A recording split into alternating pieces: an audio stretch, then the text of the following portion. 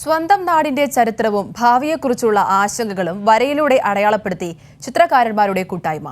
കണ്ണൂർ ആലക്കാട് കാശിപുരം ക്ഷേത്ര പരിസരത്താണ് ചിത്രകലാ ക്യാമ്പും പ്രദർശനവും സംഘടിപ്പിച്ചത്.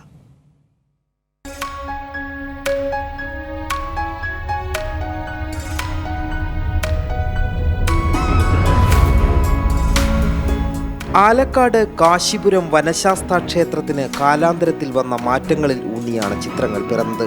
നാടിന്റെ ചരിത്രവും വർത്തമാനവും ഭാവിയുമാണ് ചിത്രകാരന്മാർ വരകളിലൂടെ അടയാളപ്പെടുത്തിയത്.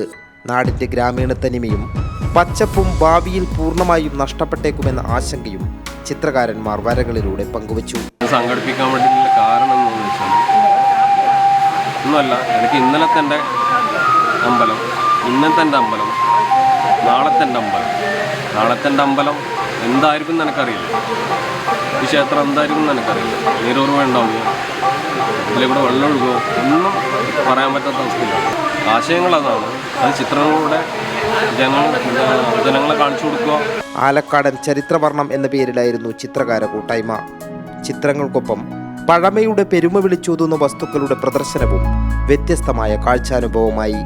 കൈരളി ന്യൂസ്, കണ്ണൂർ.